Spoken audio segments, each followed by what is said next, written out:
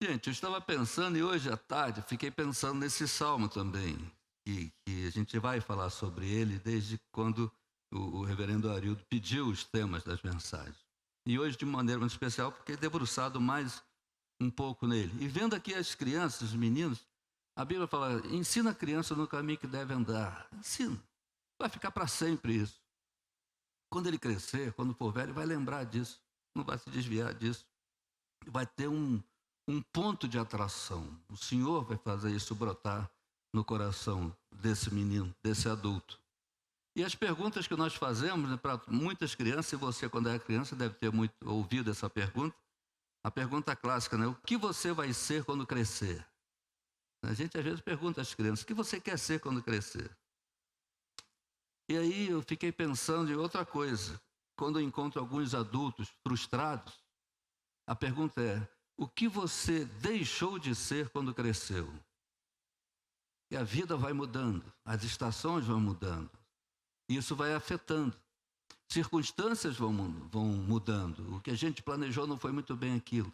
E tem pessoas que não conseguem reagir muito bem à vida, eles não conseguem reagir às mudanças da vida. Olha o que diz o Salmo 77, é um salmo de um velho conhecido nosso, Asaf. Eu gosto dos salmos do Asaf. A beleza dos salmos de Davi, as questões dos salmos dos filhos de Coré, a sabedoria dos outros salmos, o sufoco que homens de Deus passaram na hora da batalha e as orações que fizeram secretamente. Você lê nos salmos o que eles oraram no meio daquela batalha. Ou então nas perseguições, como foi de manhã, Davi em Gat, escreve o Salmo 56. Mas o Asaf é o mais existencialista dos salmistas. Os salmos de Asaf são salmos assim de crise. E ele faz perguntas, ele revela que tem dúvidas, que momentos de dúvidas, que às vezes a gente não tem coragem de fazer. Quando eu era adolescente, eu li os salmos e li o salmo de Asaf, e eu ficava pensando, por que ele falou e o que ele pensou? Se ele não dissesse, ninguém ia saber. Ninguém ia saber que ele pensou isso, ele ia posar de super-homem, ia posar de Clark Kent da fé. Mas depois eu fui crescendo e fui vendo por quê. O salmista, Deus permite que o salmista bote para fora as dúvidas que ele tem, para eu saber que ele é ser humano. E que eu também vou ter questões como aquelas. E ele misericordiosamente mostra como ele saiu. Se você olha o Salmo 73 do Asaf, ele escreve aquele salmo quando ele já é um ancião. E olha que ele era o dirigente do culto, ele ministrava o louvor, ele conduzia o povo em festa, nas procissões, dentro do templo. E de repente, depois de velho, ele fica pensando: eu sei que Deus é bom. Com efeito, Deus é bom para os que o temem. Olha, ele é crente, ele sabe disso. Ele diz: mas quanto a mim, os meus pés quase desviaram. Você fala: o que foi que aconteceu com um cara nascido e criado na igreja? Ele diz: porque eu invejava a prosperidade dos maus e a alegria dos arrogantes. Eles pedem um copo d'água, vem 10 para servi-los. E eu aqui, fazendo o meu trabalho para Deus e passando por esse aperto. É um momento, era uma fotografia do momento. Mas ele é tão existencialista que parece que ele mergulha a vida toda naquele momento. E ele vai descrevendo coisas que você e eu talvez tivessem um medo até de falar e ser castigado por Deus, né? E o Asaf fala assim: até que eu atentei com o fim de todas as coisas. E aí tudo fez sentido.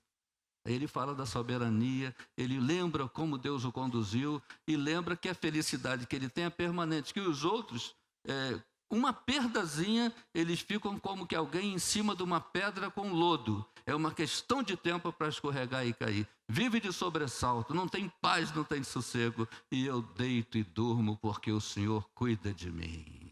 E ele diz: olha, eu tenho mais do que eu preciso. E o Asaf dá a guinada. Aqui no 77, não foge muito a essa regra. E ele faz perguntas que você e eu talvez já tenhamos feito. Veja o que ele diz, assim como estamos sentados, eu vou ler. Elevo a Deus a minha voz e clamo. Elevo a Deus a minha voz para que me atenda. No dia da minha angústia, procuro o Senhor. Erguem-se as minhas mãos durante a noite e não se cansam. A minha alma não encontra consolo. Lembro-me de Deus e começo a gemer. Medito e o meu espírito desfalece. Não me deixas pregar os olhos. Tão perturbado estou que nem posso falar. Penso nos dias de outrora. Trago à lembrança os anos de tempos passados. De noite indago o meu íntimo e o meu espírito pergunta: será que o Senhor nos rejeitará para sempre? Acaso não voltará a ser propício? Cessou perpetuamente a sua graça? Caducou a sua promessa para todas as gerações? Será que Deus se esqueceu de ser bondoso, ou será que encerrou as suas misericórdias na sua ira? Então eu disse: esta é minha aflição. O poder do Altíssimo não é mais o mesmo. Recordarei os feitos do Senhor. Certamente me lembrarei das tuas maravilhas da antiguidade. Meditarei em todas as tuas obras e pensarei em todos os teus feitos poderosos. O teu caminho, ó Deus, é de santidade. Que Deus é tão grande como o nosso Deus? Tu és Deus que operas maravilhas, e entre os povos tem feito notório o teu poder. Com o teu braço remiste o teu povo, os filhos de Jacó e de José. As águas te viram, ó Deus, as águas te viram e temeram, até os abismos se abalaram. Grossas nuvens se desfizeram em água, houve trovões nos espaços. Também as tuas setas cruzaram de uma parte para outra. O estrondo do teu trovão ecoou na redondeza. Os relâmpagos iluminaram o mundo. A terra se abalou e tremeu. O teu caminho foi pelo mar.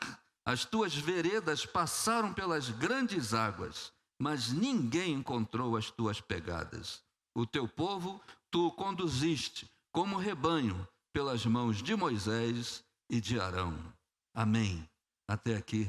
Bom, Deus nos abençoe. Vamos orar novamente. Pai, mais uma vez vamos meditar na tua palavra. E pedimos, Senhor, que tu abras nosso coração, entendimento, para ouvirmos a tua voz, entendendo o texto, e que a tua fala, tua graça, o teu poder seja claro aos nossos corações. Por isso te pedimos que tire de nós agora qualquer preocupação e ansiedade com aquilo que está fora daqui, que a nossa mente fique aqui, que o nosso coração repouse aqui, para ser alimentado e descedentado com a tua palavra. É o que te pedimos humildemente, no nome de Jesus. Amém. Amém. Asaf está passando por um momento difícil. E ele não tem explicações, não consegue achar explicações sobre o que quer que seja que ele estivesse enfrentando naquele momento. Ele não tem uma lógica. As coisas não estão fazendo sentido para ele. E ele tem as atitudes que ele tem. Ele tem uma atitude de uma súplica desesperada. É o que diz aí o verso 1. Ele diz: eleva a Deus a minha voz e clamo. Eleva a Deus a minha voz para que me atenda. Quando ele, na poesia hebraica, diferente da poesia ocidental, a poesia ocidental tem a ver com a rima. Poesia é sinônimo de rima. Vão rimar as coisas. Na hebraica é repetição. Até porque é didático, quanto mais repete, vai fixar. E eles constroem poesia, o que tiver repetido, pode prestar atenção.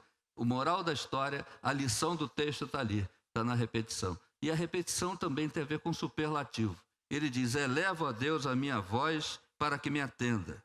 Eleva a Deus a minha voz e clamo. Ele quer dizer o seguinte, ele está gritando. Ele está gritando com Deus. Parece aquela parábola do amigo importuno que ele grita, ele vai ter que me atender, senão eu não paro de gritar. E ele não está só orando em voz alta. Ele está gritando com Deus e quase que ordenando, declarando, decretando: o Senhor tem que me atender. O que é que está vendo? É aquela pessoa que perde a paciência com o outro e quando consegue encontrar o outro diz: o que é que foi? O que é que está vendo? Por onde você andou? Por que não me respondeu? O Asaf está trazendo Deus para o nível de conversa dele e ele está assim gritando com Deus. É aquela súplica desesperada. E não precisa ir muito longe para você ver gente assim, né? Decretando. Parece que Deus é um office boy que se atrasou na resolução, na entrega de um documento. E a gente: Deus, eu declaro, eu decreto, tu tens que fazer. E o Asaf estava mais do que isso.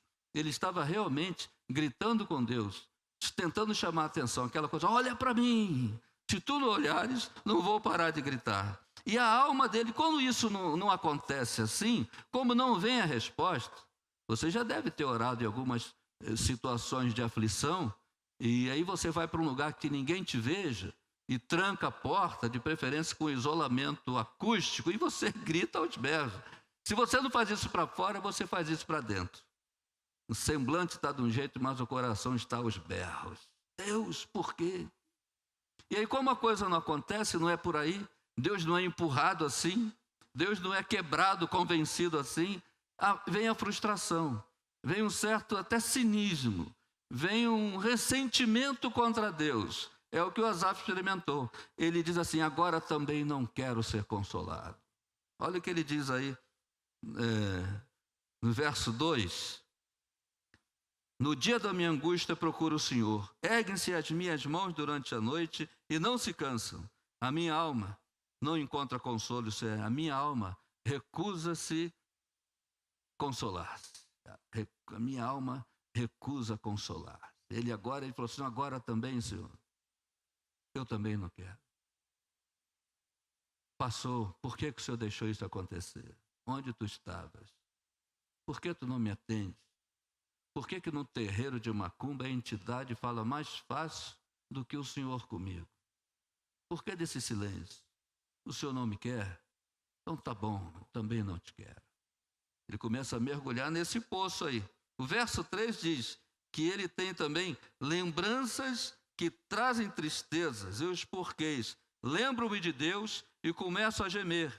Medito e o meu espírito desfalece. Olha, Salmo 84 diz, que saudades tenho do templo, né? Eu lembro dessas coisas, a minha alma se alegra. Os salmistas falam, alegrei-me quando me disseram, vamos à casa do Senhor, Salmo 122. O Salmo 100, que foi lido aqui, né? Celebrai com júbilo ao Senhor todas as terras. Lembrar de Deus é alegria.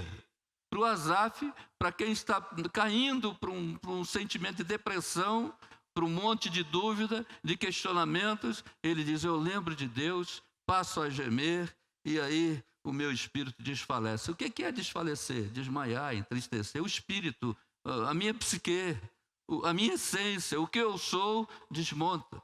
E foi tão bom no passado. Eu lembro quando Deus ainda gostava de mim.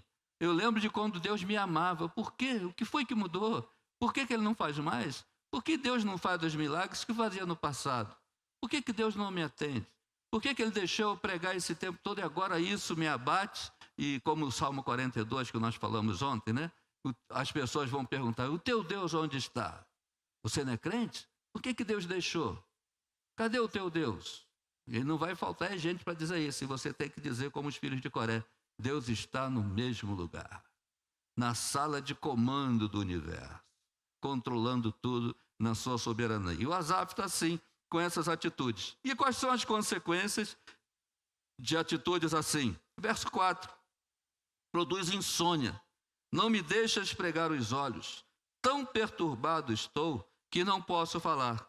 Além da insônia, uma introversão doentia. A pessoa não consegue mais nem conversar com ninguém. Ele quer silêncio, ele não aguenta nem ouvir voz dos outros. Conselho ele não quer. Pregação muito menos.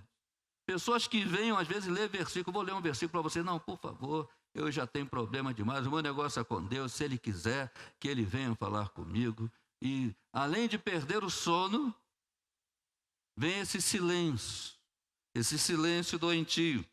Outra consequência, verso 5, é esse saudosismo de que Deus já foi bom para mim, isso eu não nego. Mas eu não sei o que aconteceu, que ele mudou. Verso 5, penso nos dias de outrora, trago à lembrança os anos de tempos passados. Ele diz, olha, eu sei até onde ele pode ir, porque ele já foi comigo. Eu sei o quanto ele é bom. E aí quando a pessoa está nesse espírito, nesse momento, e que o céu virou bronze, a oração não passa. O sentimento que ele tem é que não tem ninguém lá em cima, e se tem, não quer nada com ele. E aí ele fala assim, bom, Deus, ele parou de ser quem ele era. Aí houve alguém no outro lugar dando um testemunho, olha, fui abençoado assim, orei, Deus respondeu. Eu acabei de orar, já tocou a campainha, já veio a resposta. Ao invés dele se alegrar, falou, glória a Deus. Ele fala, mas por que comigo não? Crentes dando testemunho, eu acabei de orar, desliguei o celular. Quando eu entrei em casa, já me chamaram. E aí isso é um terror para quem está se sentindo abandonado por Deus. Essa é uma das consequências. Ele se sente jogado fora. O saudosismo esmaga. E a quarta consequência, que eu só enumerei 4, ele diz assim, será que Deus é Deus? Será que vale a pena insistir nisso? Olha o que diz o verso 6. De noite indago o meu íntimo e o meu espírito pergunta. E aí vem uma série de perguntas aqui. Então ele começa a pensar de noite. O tempo que ele reservava para oração, ele começa a perguntar, será que eu estou no caminho certo? Será que esse Deus que eu sirvo é Deus mesmo? Será? Se ele é, ele não quer nada comigo. Mas Deus que é Deus, não muda. E será? Será que foi? Por que foi? Será que eu estou no caminho certo? Fiz a escolha certa? E aí a crise desse será, são as conclusões erradas, né? Consequência de conclusões erradas. Olha o que diz os versos de 7 a 9, as perguntas. Será que o Senhor nos rejeitará para sempre? Será que ele ficou de mal e agora não tem mais reconciliação? Acaso não voltará a ser propício? Será que ele não vai fazer bondade novamente? Ele não vai se arrepender de ter ficado de mal? Olha, Deus se arrependendo. Cessou perpetuamente a sua graça? Será que o tempo da graça passou para mim e agora a porta já fechou e eu estou aqui perdendo meu tempo? Eu já estou do lado de fora, eu já fui rejeitado, a porta já bateu na minha cara. Caducou a sua promessa para todas as gerações? Será que eu deixei passar o timer? Era para eu ter entrado, eu perdi a oportunidade. Olha, agora a porta da oportunidade fechou. Deus te deu todas as chances, você rejeitou todas, agora é tarde. O Asaf está tentando até defender Deus para ele não enlouquecer. Ele falou, quem errou fui eu, né? Eu é que não cheguei na hora. E ele ainda diz mais. Verso 9, será que Deus se esqueceu de ser bondoso? Será que ele esqueceu que o trabalho dele é ser bom? E agora ele só quer ser Deus? Só quer ser entidade? Será que ele esqueceu que o negócio dele é ser bom? Ou será que encerrou as suas misericórdias na sua ira? Ou será que ele disse, você não quer? Então tá bom, também não te dou. Ele está raciocinando um Deus com raciocínios humanos. Ele pensou se Deus pensasse como pensa o homem? Profeta Elias, o maior dos profetas. Num momento de crise, de uma ameaça de morte, entra numa caverna e uma das coisas que ele pede é a morte. Se Deus fosse esse Deus que Asaf está dizendo, ele ia dizer, puxa vida, Elias, tinha tanta coisa no meu plano para você, você ainda ia ungir Azazel, rei da Síria, você ainda ia ungir Jeú, rei de Israel, você ainda ia ungir Eliseu, profeta, em teu lugar. E você ainda ia ver Israel dar uma guinada. E eu já preparei uma carruagem de fogo para te buscar. Mas você pediu a morte, interrompeu o meu plano. Se Deus raciocinasse como os seres humanos, Jesus com Pedro, ele está lá andando sobre as águas. E o pessoal, é um fantasma. E Jesus disse, calma gente, sou eu. Não tenham medo. Pedro, sanguíneo, eu gosto dos sanguíneos. O sanguíneo ele fala, depois pensa, mas ele fala. E o sanguíneo não conta só vantagem, não. O sanguíneo conta que deu topada, conta que errou um lugar, conta que pegou o ônibus errado, conta que apanhou. O sanguíneo conta, não conta vantagem. E o Pedro falou, se é o Senhor, manda eu ir aí. Jesus falou, vem. O Pedro deve ter feito isso. Puxa, agora vou ter que ir, né? Agora fica mal, né? Por que eu falei isso? E vai, e anda um pouquinho sobre as águas, depois ele faz conta, a física não sustenta isso, um ser em pé, a área ocupada, a água, a consistência, e foi fazer conta do milagre, afoga, leva um caldo lá, como diz o surfista Max, os surfistas aí, leva a vaca, né? Aquele tombo e o caixote.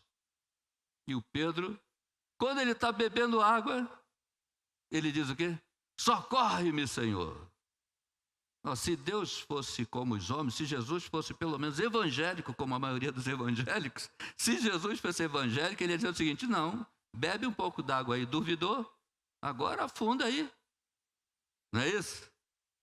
Tem muito. Paulo diz que o legalismo, o farisaísmo, tem aparência de santidade, mas não tem valor nenhum para a vida. Que parece que é santo, né? Olha, estava até aqui, rejeitou, agora colhe as suas consequências. Se Jesus fosse evangélico, ele ia dizer: não, bebe água agora, eu vou seguir meu caminho pelas águas. Mas o texto diz que quando Pedro diz: socorre-me, Senhor, Jesus imediatamente estendeu o braço e o puxou para cima. E deve ter dito no ouvido dele, e Jesus nunca pôs ninguém ao escárnio. Ele deve ter dito: homem de pequena fé, no ouvido: Pedro, por que você duvidou, cara? Vem, fica aqui. O pessoal do barco só soube porque o Pedro contou, porque na barulheira das ondas ninguém ouviu um sussurro. Pedro é que deve ter contado: pô, gente, afundei, hein? Que mancada. O homem me chamou de pequena fé. Pedro, o sanguíneo conta. O sanguíneo não tem essa coisa de vantagem. Ele conta, é a vida. Me chamou de homem de pequena fé. E o Asaf está pensando num Deus severo. Será que na sua ira a sua misericórdia cessou? Eu queria ser misericordioso, mas me encheram tanta paciência que agora não tem para ninguém. E aí a crise se agrava quando ele diz: então eu disse, esse é o meu problema, essa é a minha aflição, essa é a minha enfermidade. O poder do Altíssimo não é mais o mesmo. Cessou-se, mudou-se a destra do Altíssimo. Mas isso não faz sentido para Asaf. Isso é o desespero dele que está falando. Porque ele pensa que um Deus imutável pode mudar? Que isso? O problema não pode estar nele, só pode estar em mim. Mas olha, ele não quer nada comigo. Ele está nessa crise. É até aqui no verso 10 que a gente consegue perceber da situação do Asaf. Pensa: Asaf, quando você era pequeno você queria ser isso. O que você deixou de ser quando cresceu? De onde que diluiu a sua visão de Deus? Isso não é a sua história, é uma fotografia de um momento, Asaf. Não sei se eu estou falando para o auditório certo. Não precisa responder, não. Mas você já fez essas perguntas que o Asaf fez em algum momento? Deus, eu acho que esqueceu de mim. Eu acho que comigo ele mudou. Eu acho que comigo o tratamento é outro. Eu nunca tive um testemunho para contar e toda hora eu vejo gente contando testemunho. Onde está esse Deus que está fazendo isso por aí, mas comigo não? O Asaf passou por isso. Agora, como é que sai da crise? Vamos falar de coisa boa, né? Daqui a pouco está todo mundo em crise também. A situação do Asaf. Como é que ele sai disso? Em primeiro lugar, os versos de 11 a 15. Olha o que diz aí, os versos de 11 a 15. Recordarei os feitos do Senhor. Certamente me lembrarei das tuas maravilhas da antiguidade. Ele já começou a lembrar diferente. Antes ele lembrava e ficava triste. Eu lembro como tu fazias as coisas. Ó vida, ó azar, por que não fazes mais? Agora ele mudou o ânimo.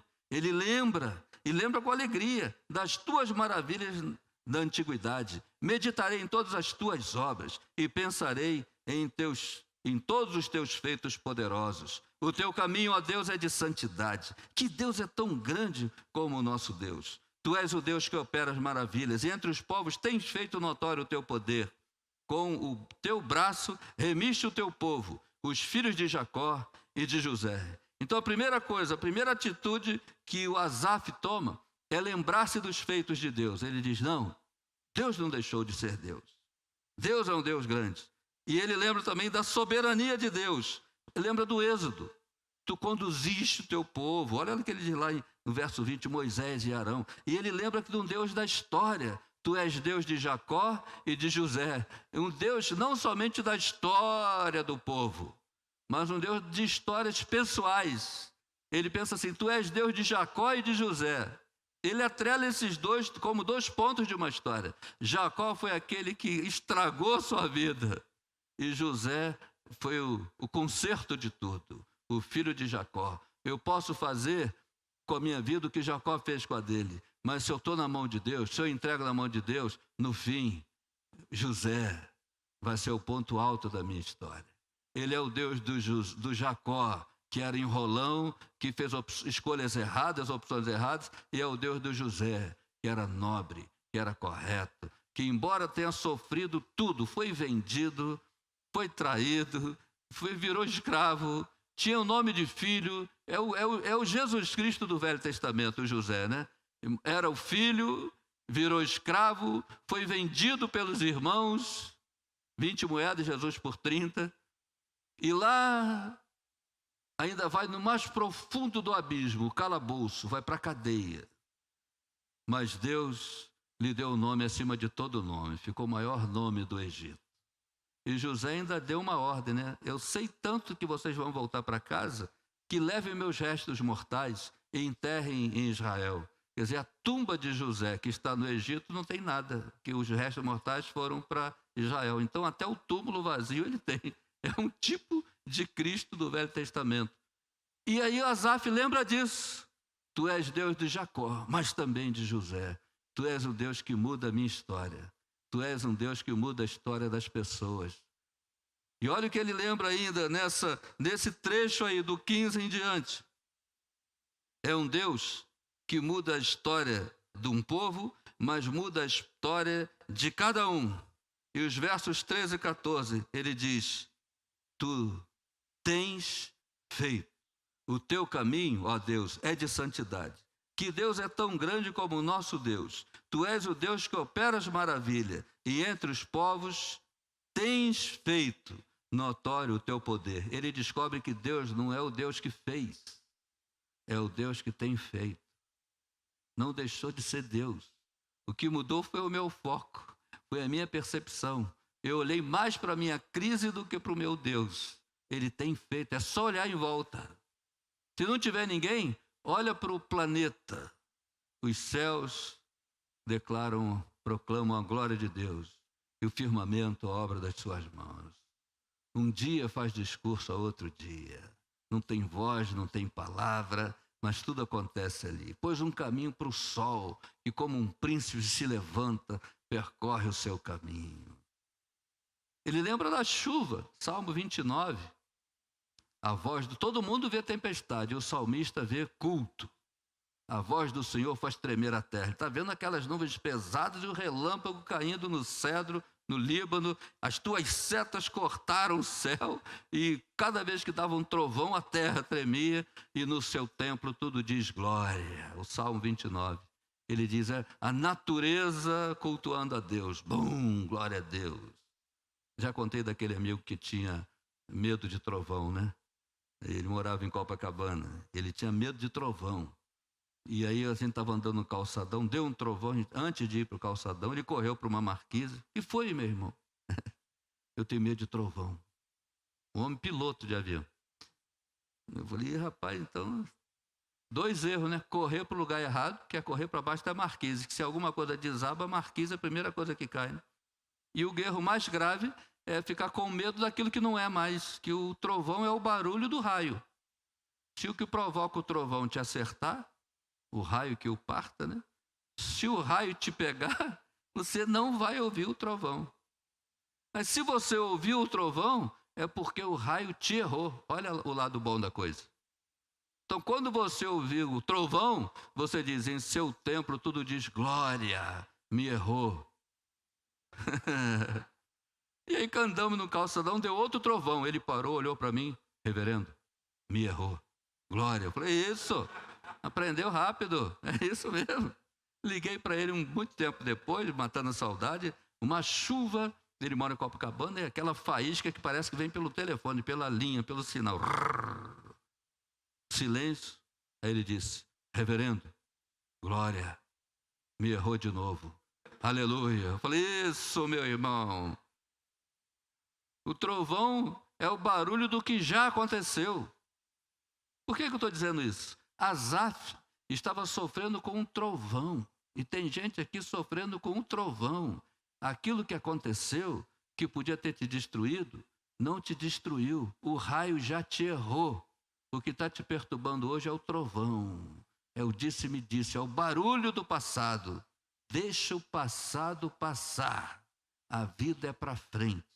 Deus falou para Elias: que fazes aí, Elias? Está na caverna pedindo para morrer? Tem muita coisa bonita para acontecer aqui fora. A vida é aqui fora. A vida não é se encaramujando. A vida não é se escondendo. Põe a cara para fora.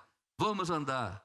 Abraão, pai da fé. Abraão tinha uma dificuldade incrível de crer. A frase preferida do Abraão é: como saberei? Fleumático, aquele temperamento que demora a acreditar nas coisas, desconfia, tímido, não tem coragem de falar, mas ouve, fica avaliando, leva horas para tomar uma decisão, mas depois que decide, chama de pai da fé. Romanos 4,18. Abraão, esperando contra a esperança, até a esperança disse não, mas a fé dele disse: vai dar. Aquele medroso, como saberei, fleumático, vira pai da fé. E o nome do camarada é tão exaltado que até Jesus, contando parábolas, chama Deus de pai Abraão. Disse o pai Abraão. O cara virou nome de Deus. E lá no início, Deus falava com ele, como saberei? Não é para mim. Será que o senhor está falando comigo? Aí Deus manda partir os animais, lá no capítulo 15. E aí passa sozinho pelo meio. Assume os riscos. Você é tão medroso que você não vai ter envergadura para manter um pacto. Então eu passo sozinho pelo meio dos animais e assumo todos os riscos da aliança. Se eu falhar com você, Abraão, que eu seja despedaçado, que eu deixe de ser Deus. Pronto. Deus não tinha ninguém acima dele para jurar, jurou por si. E a aliança está de pé. Asaf tinha perdido esse foco. Mas a coisa virou. Ele virou a chave aqui. Espera aí, eu vou lembrar dos teus feitos, isso vai encher meu coração, tu continuas sendo Deus, tu tens feito. E ele começou a ver onde que Deus está fazendo a chuva, as flores, gente dando testemunho, e falou: espera aí, Deus continua sendo Deus, tens feito, continuas fazendo. E a outra conclusão que ele chega é ter convicção de que Deus sempre conduz o seu povo de duas maneiras. É o que diz o verso 20, o teu povo tu o conduziste como rebanho pelas mãos de Moisés e de Arão. Deus conduz o seu povo por dois critérios e de duas maneiras. Em primeiro lugar, Deus conduz o seu povo como rebanho. E diz o Salmo: somos o seu povo, rebanho do seu pastoreio. Salmo 100, que foi lido aqui. As canções que cantamos. Tem religiões aí que os adeptos são chamados de cavalo da entidade tal. Outros são escravos de entidade tal. Cada um tem um apelido. Deus chama os seus de filhos e de ovelhas. Deus conduz o seu povo como rebanho, com a simplicidade e a leveza que um pastor conduz os rebanhos. E anda no passo dos filhotes, para os filhotes não ficarem para trás. O rebanho anda devagar e o pastor sabe. Mas ele é que sabe. Asaf deve ter lembrado do Salmo de Davi, que foi o rei dele, mas escreveu criança: o Senhor é o meu pastor, nada me faltará. Asaf se lembra que Deus conduz o seu povo, a sua igreja, como um rebanho. Ele se antecipa. Ele conduz como ovelhas que ele ama.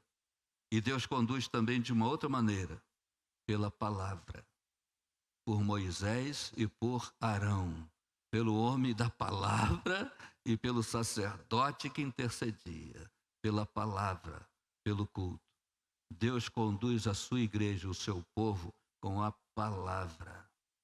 O salmista até disse: eleva os olhos para os montes. Cada monte tinha um altar de um Baal. Todos os montes de Israel tinham um altar para um Baal. O salmista olha aquele monte de monte. Ele diz: eleva os olhos para de onde me virá o socorro? Aí ele olha para o céu. Ele diz: o meu socorro vem do Senhor que fez o céu e a terra. Todos esses montes são poeira do seu pé. São nada. Meu socorro vem do Senhor. É pela palavra. Moisés e Arão, o da palavra e o da oração, o sacerdote Arão. Agora mesmo, Deus está conduzindo o seu povo, Deus está conduzindo você como rebanho. Agora mesmo, eu falei do Asaf e teve algumas coisas que você se identificou, dúvidas que você vinha trazendo. Agora mesmo, Deus acabou de falar com você, dizendo, calma, eu tenho feito muita coisa, eu não parei de fazer, eu continuo sendo Deus, você que está olhando do jeito errado. E eu estou te conduzindo, até te trazer aqui hoje à noite, e você de casa assistir agora, até isso, Deus te conduziu para ouvir essa palavra, para dizer, eu estou te conduzindo como um rebanho. Eu tenho feito e vou fazer ainda muito mais com você. Como é que o Senhor prova? Ao verso 18, o teu caminho foi pelo mar, as tuas veredas passaram pelas grandes águas, mas ninguém encontrou as tuas pegadas. Deus não tem obrigação nenhuma de deixar rastro. Deus não faz coisas do tipo pelo sim, pelo não, matemática e lógica de milagre. Se tivesse lógica, não era milagre, ia ter outro nome. Tem gente que me pergunta, eu me lembro que eu estava no Uber, e o camarada perguntou um monte de milagre que ele conhecia da Bíblia, que ele ouviu falar, e vendo série de TV. Ele falou, poxa, mas o senhor, um homem tão esclarecido, o senhor acredita nisso? Acredita que foi possível um homem ser engolido por um peixe e 3 dias e 3 noites ali dentro e não morrer? Eu falei, acredito. Ele falou, mas como é que você acredita num absurdo? Eu falei, eu acredito porque é absurdo. Porque se não fosse, eu tinha explicação. Como não tem explicação, eu creio. Eu creio porque não tem explicação. Se a palavra diz que sobra para mim é crer. Se tivesse explicação, não era milagre, era lógica. E Deus não tem obrigação nenhuma de dar explicações. Procuram vestígios, pegadas, e Ele não deixa. Ele crê somente. Eu vi uma vez o reverendo Jeremias Pereira, 8ª igreja de Belo Horizonte, presbiteriano de Belo Horizonte. Ele pregando sobre esse texto do Pedro que naufragou, ele estava falando sobre isso. Tem gente que só lembra do que deu errado na vida da gente, né? O que dá certo o pessoal esquece, né? Você lembra do Pedro? Ah, lembro, aquele que traiu Jesus 3 vezes, negou 3 vezes. Sabe o Pedro, o apóstolo Pedro? Ah, o que afundou.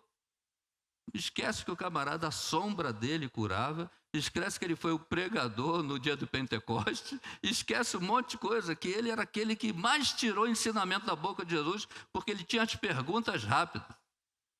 Jesus devia morrer de rir com Pedro, né? Pedro, você é pescador, você fala demais, mas eu vou responder. É esse Pedro que andava com ele. Vai para o templo, cura coxo. Mas tem gente que só lembra do que deu errado na vida da gente, né? Aí o Jeremias Pereira, o reverendo Jeremias, disse que tem gente que vai chegar no céu e vai perguntar ao Pedro, cara, por que você afundou? Ele disse, não pergunta não. Porque o Pedro vai dizer, ó, na Bíblia, só tem 2 que andaram sobre as águas, eu e Jesus. Você já andou? Então, se não andou na água, não pergunta. E um pouquinho, pelo menos, ele andou. O Asaf lembra desse Deus amoroso, e pelo mar foi o teu caminho. Sabe o que é pelo mar? O mar não tem um caminho, não tem uma estrada no mar. Significa que ele vem de onde você menos espera. Pode vir andando sobre as águas, mas as ondas trazem a resposta. Tem uma missão parceira da Sociedade Bíblica do Brasil que estava mandando Bíblias para um país muçulmano. E elas que fretavam o navio, ou o navio já estava indo para lá, comprava um container, colocava as Bíblias dentro e mandava. E aí, o navio chegando na costa desse país, descobriram que tinha carga perniciosa, porque lá é proibido pegar o evangelho. E o navio tinha um container cheio de Bíblias. E aí as fragatas disseram, não vai atracar, volta daí. Mas o navio precisava reabastecer com água potável e com comida. E 3 dias parado lá e não pode entrar. E as fragatas disseram, não vão embora, vamos afundar o navio. E aí elas vieram na direção. Os marinheiros que tinham ganhado Bíblia nas suas línguas, né? Cada um ganhou a sua língua, e as Bíblias que eles tinham ganho, eles leram e foram impactados. O que eles disseram? Essas Bíblias não podem voltar.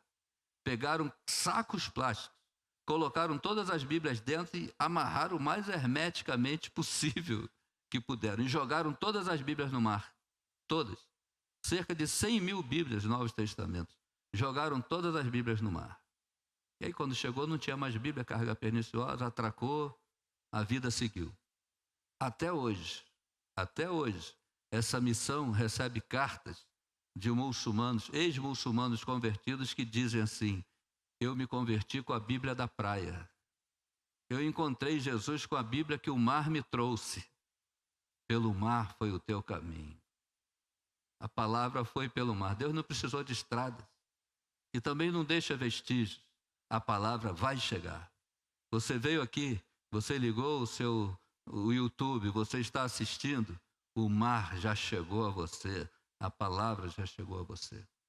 Eu estava conversando com o presbítero Rui e ele me contando algumas histórias interessantes, e eu gosto disso, porque isso vai virando mensagem. E a gente vê que Deus tem feito.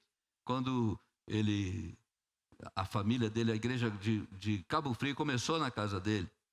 E o milagre foi para adquirir aquela propriedade. No lugar que não tinha água, ele constrói uma cisterna para garantir a água também para os eventos futuros. No lugar que não tinha nada. Região de praia, de veraneio.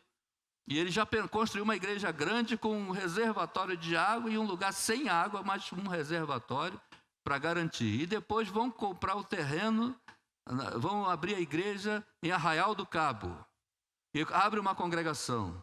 E aí o proprietário pede o imóvel. Aí eles não têm onde comprar, não tem como comprar.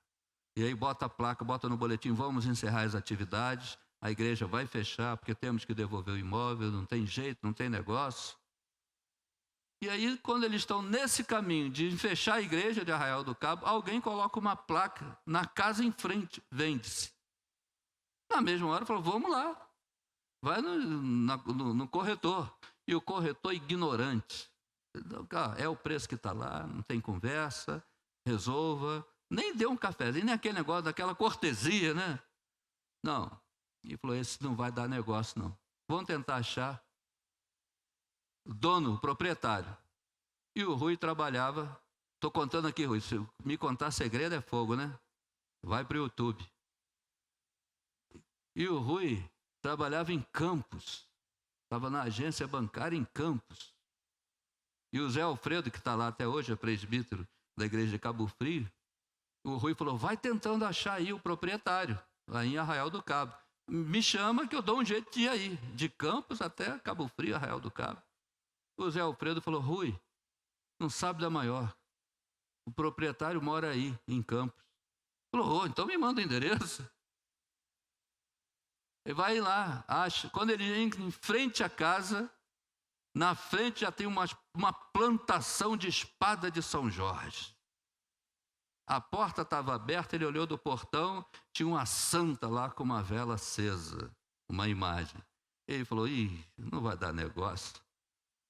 Eu vou te dizer que é para comprar para a igreja, pelo cenário aí não vai ter negócio, não. Mas ele disse: eu vim até aqui, vou bater palma. Pelo não, pelo menos eu tenho que sair com um não daqui. Bateu palma. Aí veio uma moça atender, ela olhou e disse: meu Deus, mãe, vem ver. Esse moço que está batendo aí é o meu segundo pai. Foi ele que me ajudou em Cabo Frio, quando eu não tinha para onde ir e eu precisava trabalhar. Eu alfabetizei adultos na sala da igreja, não me cobraram nada. Eu fiquei ali 1 ano e com comida, com tudo. E eu falei: só tem que alfabetizar 2 membros da igreja que não sabem ler e escrever e o resto você pode fazer. E a menina fez a vida, alugou uma casa, prosperou e aí voltou. Nunca mais se viram. No dia que o Rui foi procurar a proprietária, quem atende é a moça.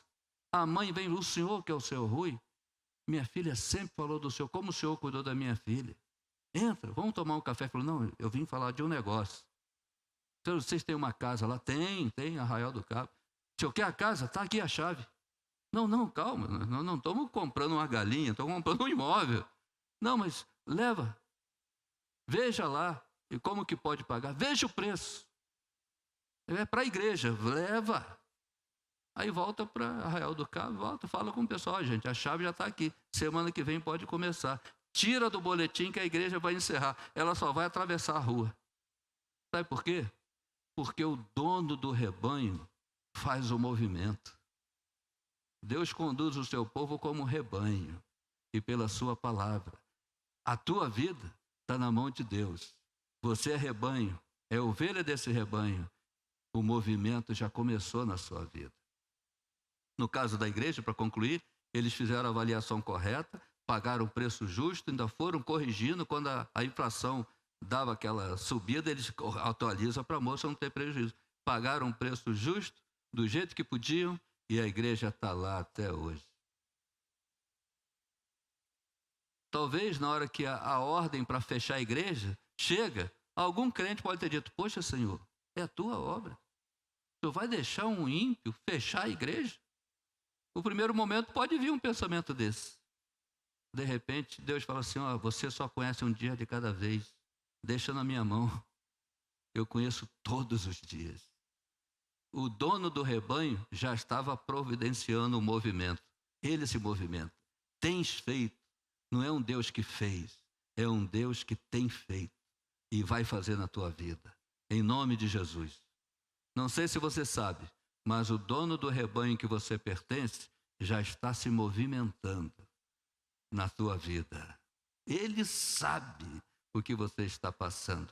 Eu vou te dizer uma coisa, hein? O movimento já começou. Deus conduz o seu povo como Moisés e Arão, como um rebanho, pela palavra e pela oração. Por isso que ele diz: o teu caminho é de santidade. Sabe o que é isso? Palavra e oração. É na oração que as grandes batalhas são vencidas. É na oração que as conspirações são desfeitas. É na oração que você chama a existência as coisas que não existem. Você pede a Deus e Ele chama a existência as coisas que não existem. É na oração que Deus te responde, chamando pelo nome as coisas que não são. A gente nem sabe o que pedir, mas Deus sabe o que a gente precisa. E Ele sabe onde está. E Ele pode criar. E Ele faz tudo. Ele conduz o seu povo como um rebanho, não como um bando de escravos, nem como uma legião de soldados. Ele conduz o seu povo como um indefeso rebanho que depende 100% dele, de que ele se antecipe para ajeitar o caminho, os pastos verdejantes e as águas tranquilas. Se você entrou aqui com alguma dúvida, tipo Asaf, nosso irmão do passado, que essa névoa saia agora e que a fé brilhe. Deus está conduzindo você. Você é rebanho e Ele sabe. Ele tem feito e o dono do rebanho já está se movimentando na sua vida. Em nome de Jesus.